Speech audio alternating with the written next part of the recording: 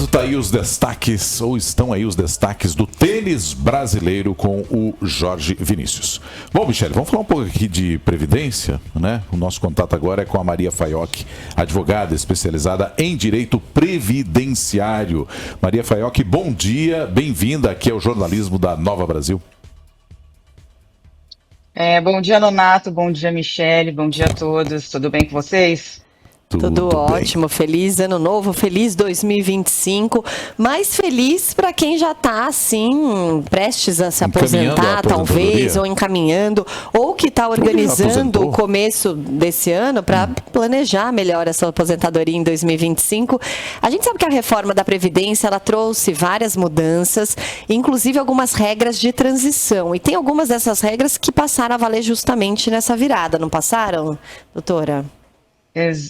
Exatamente, né? Eu estava ouvindo vocês antes de entrar no ar, vocês falando aí das despesas, né, de início de ano, a quem se programou, né, quem se preparou, e para quem quer se aposentar também agora em 2025, precisa se preparar, porque depois da reforma da Previdência de novembro de 2019, a cada ano, né, sempre no dia 1º de janeiro, algumas regras mudam até se consolidar, na verdade, totalmente a reforma da Previdência.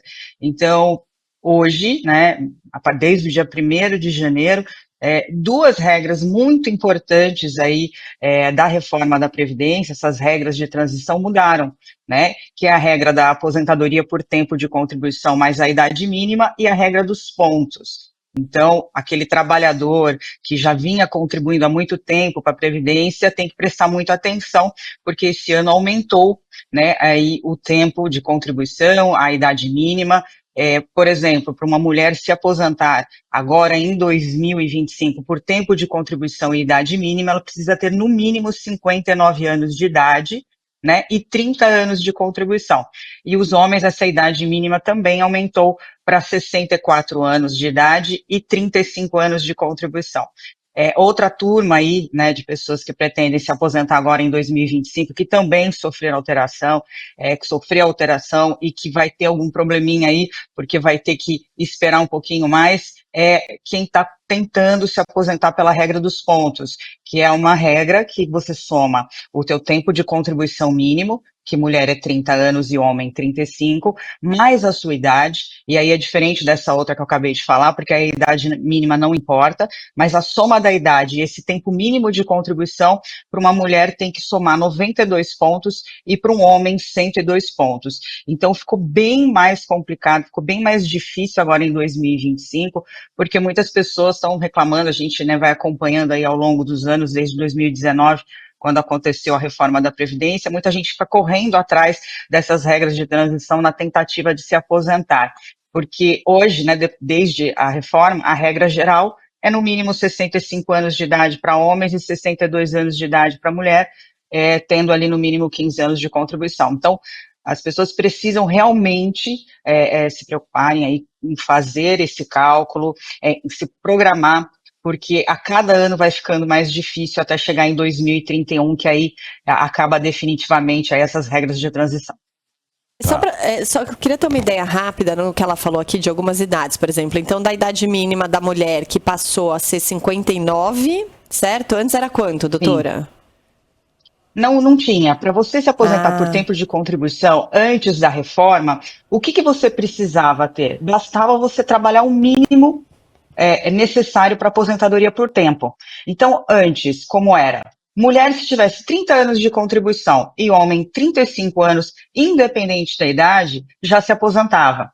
Com a reforma, eles estabeleceram uma idade mínima para que a pessoa se aposente por tempo de contribuição. Por quê? A aposentadoria por tempo de contribuição ela foi extinta na reforma da Previdência. Hoje, a regra geral é uma idade mínima, 65 anos homens, 62 mulheres, e 15 anos de contribuição no mínimo. Então, a regra geral hoje é essa. Mas para quem já estava contribuindo, já tinha ali vínculo com a Previdência, eles criaram essas regras, que vão até 2031.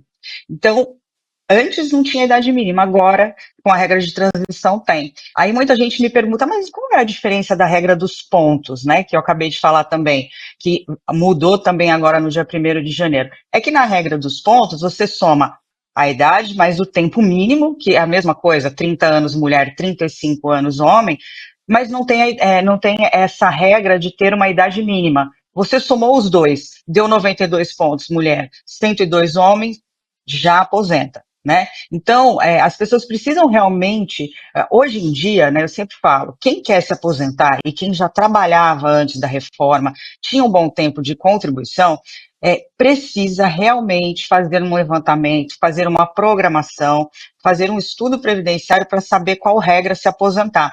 Porque a gente tem muito exemplo de pessoas que estão muito próximas das regras. Então, às vezes ela pode já se aposentar a tempo de contribuição, idade mínima, e pelos pontos, e às vezes ela opta pela errada. Às vezes, por não esperar alguns meses, o valor da aposentadoria cai muito. Então, hoje é muito importante para o trabalhador fazer um planejamento previdenciário, ou seja, simular em todos os cenários, em todas as regras de transição, para poder escolher a melhor hora da aposentadoria e não perder dinheiro.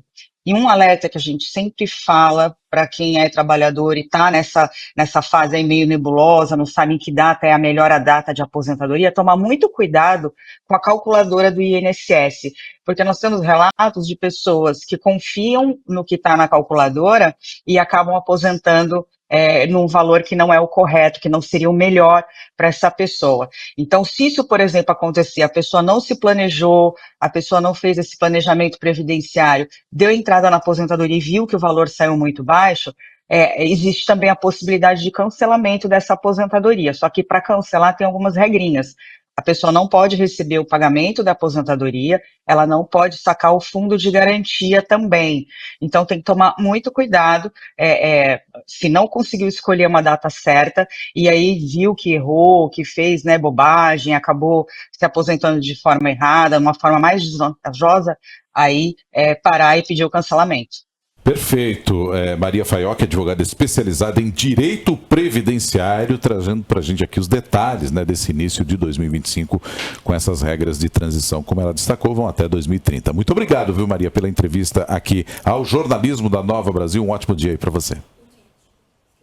Eu que agradeço, um ótimo dia a todos, viu? Feliz 2025.